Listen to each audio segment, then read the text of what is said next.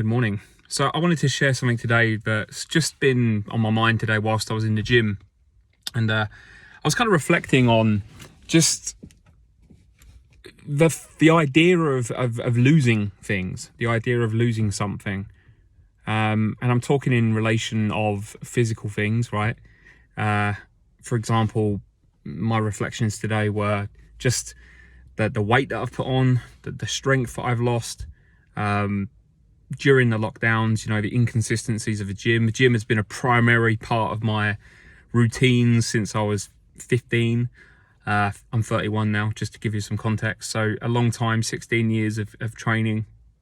And then when the gyms kept shutting, opening, shutting, opening, it was difficult, It was resorting to home workouts, which pretty much everyone had to resort to. But my point of this video is not about me. Was just kind of thinking about when we lose things, it creates this frustration, it creates this anger, it can create this kind of feeling of moving backwards, this feeling of kind of going back to square one. And it reminded me of a feeling that I had when I finished a previous business of mine as well. And I come out of that with nothing, like just debt, and I had nothing at all. And I remember at the time going through, days whereby my head was so busy and I was, kind of self-doubting. I had a lot of self-doubt, a lack of confidence. I felt very much like I had to start again, and it was a horrible feeling. And the self-judgment, the judgment I felt from other people, even though I didn't sort of hear it verbally, it was kind of what I was feeling inside myself. It was a horrible feeling, felt like like I'd let myself down, etc. And I was just thinking about today in the gym, and I was just reflecting on that and actually looking at it and thinking, hang on a minute, like, what is it that makes these losing everything situations so bad? Like, why are they so full of meaning? Why do we feel those full of meaning for?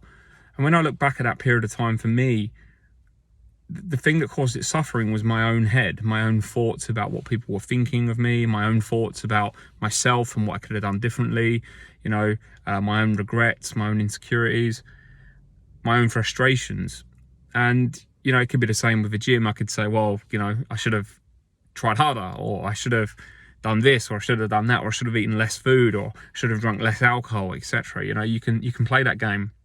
But in the moment when that thing has changed, for me, what that creates is suffering, right? So if you're someone that's listening to this now and you've lost something, or you've had this experience in the past, maybe you get what I'm saying. The suffering comes from us. We create the suffering.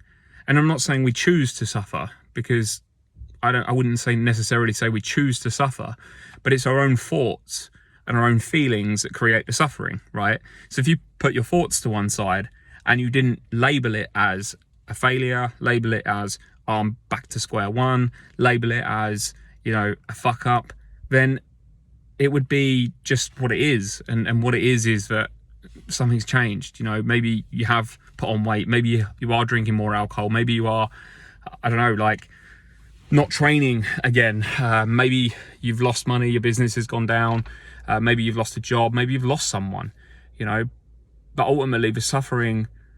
And I'm not saying we shouldn't think about these things, because sometimes it's useful, sometimes it's good to play around in the thought, because we can find insight and we can look at things we can do differently next time.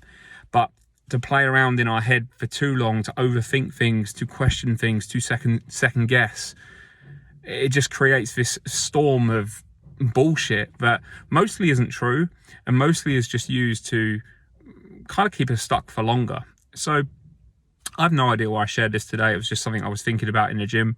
But yeah, like, if you're someone that relates to that, just have a little think about what I'm saying. And, how much do you think about stuff that creates suffering, creates stress, creates pressure, when it's kind of unnecessary? Like, that's what I'm pointing at.